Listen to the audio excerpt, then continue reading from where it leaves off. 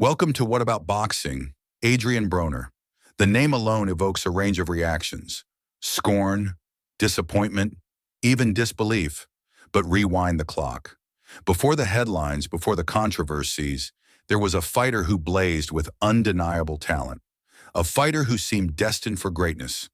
Today we delve into the archives, showcasing the electrifying brilliance of a young Adrien Broner. A glimpse of what could have been, a stark reminder of the potential lost. And ask yourself, what if? There's one rising young American fighter who might be expected to command the spotlight for the next couple of years and perhaps into the future. He's 23-year-old Adrien Broner of Cincinnati, Ohio. Broner had trouble with the aggressive southpaw. Ponce de Leon doing good work to the body of Broner. If he lets Ponce de Leon get into the fight and make it an ugly fight, then it may not be a good night for Broner. These left shots to the body just continually land. You letting him touch you too much. You understand? Quit standing in front of him. You understand? Balance. Move. You understand? Punch on your angle. You hear me? Don't stand up there and war with him. As the middle rounds progressed, Broner adjusted and began looking for openings from a distance.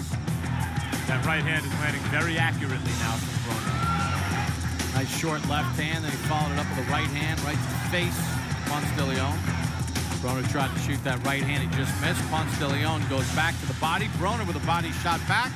Ponce de Leon to the head. One of those counter right hands scored, and Broner connects with a lead right and counter right. Broner entered the fight supremely confident. It seems like he's finally realizing he's mired in this kind of awkward Ponce de Leon style fight. Entering the final round, Ponce de Leon threw many more punches, but Broner was landing shots at a higher rate. Broner survived, winning a close unanimous decision. The quiet opening round heated up quickly in the final minute. Lancing blow, left, caught Litzau. Broner misses with some wild shots as he caught Litzau's attention. There's no question he hurt him. Mouthpiece is out, good uppercut, Litzau's down! And it's over in round one! That is what you call a sensational knockout. My goodness. Adrien Broner with a defining first-round stoppage of Jason Litzau. Was on display in the opening round. Counter left hand, right to the chin of Rodriguez, who's never been stopped, and he's hurt. Broner looks very sharp so far. End of round number one. Very authoritative round for Adrien Broner. A more offensive-minded Rodriguez tried to force an inside brawl, but Broner was prepared and used the aggressiveness of Rodriguez to his own advantage in round three. Oh, good uppercut! Hurt Rodriguez! Now can Broner finish him? A little wild right now. Chops a right hand. Good left hand to the body. Digs a right to the body. Left hand puts down Rodriguez. Adrien Broner responded to a rough, tough fight like a real fighter, stuck to his game plan, yet never shied away from the fight and knocked his man out. This is going to be the problem that a lot of junior lightweights run into with Broner. He's faster than they are. He hits harder than they are. He has some real boxing skills. He's a problem, as his nickname points out. Then they trade big shots. Broner's had a better effect. Perez hurt on a right to the ear. Trying to fight his way out at the end of round two. Broner's aggression, combined with his advantage in reach, gave Perez nowhere to hide. In round four, Broner closed the show. Good straight right hand, and down goes Perez. And he's not going to make it. Broner just did whatever he wanted and knocked him out in spectacular fashion. Perfect counter right hand. The hand speed and precision. Escobedo is trying to defend, and he's getting hit clean. Good left hook by Broner. Now the straight right hand. Escobedo still trying to trade with him from time to time. Escobedo landed a good hook too, and he just doesn't believe in his punches the way that Broner believes in his. By round five, Broner began walking Escobedo down, and the smaller challenger had no answers. Broner is starting to bust up Escobedo's face. Broner landing vicious body shots and picking off Escobedo's attempts. He started to walk him down and keep that constant pressure on him. Pressure breaks pipes.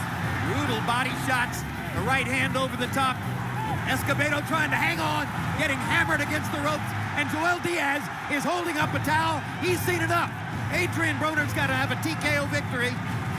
as Joel Diaz stopped the fight. Marco tried to push the action. Broner had no problem adjusting. DeMarco with a right to the body. Broner lands an uppercut and another. DeMarco fires back with a right and a left. We've got a fight breaking out in Atlantic City. And Broner is definitely getting the best of it on the inside with the shorter, more crisp punches. He's devastating DeMarco with uppercuts. Yeah, because his hands are so much more quicker than DeMarco is. In an offensive tour de force, Broner's hands seemingly couldn't miss. In round 5 alone, Broner landed 52 of 78 power shots, repeatedly staggering the Southpaw champion.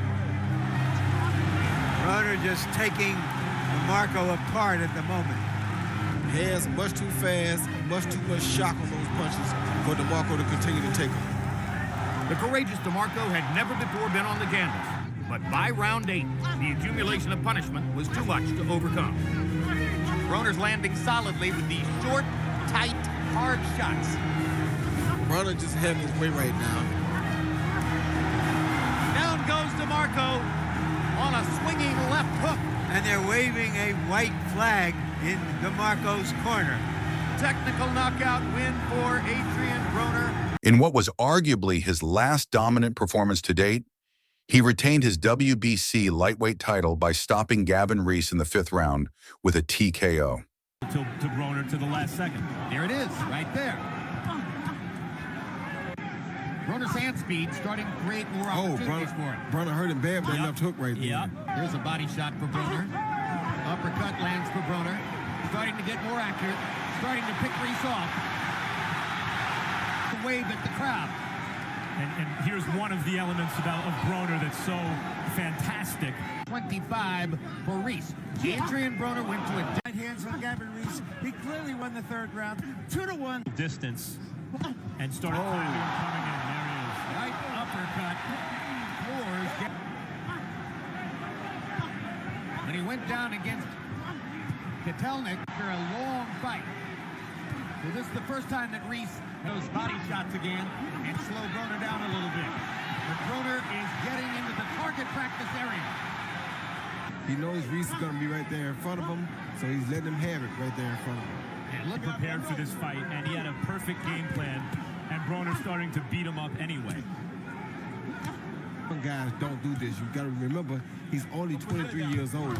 He has a calculated body attack. He almost dropped him with a body shot right there. And the bad thing about it is that Broner just said the round before that Because he's started to take a real beating in the last 2 rounds, but here he is. oh, good shot. Our corner man in Gavin Reese's corner. Broner, but he beat a lot of lightweights, and he's still fighting and still hitting Broner cleanly. That Broner can be hit, but he hits back as well. Right. He is there to try to knock his opponent out. He's going to break. All right, let's go. So Broner has scored knockdowns with both the right uppercut and the left uppercut.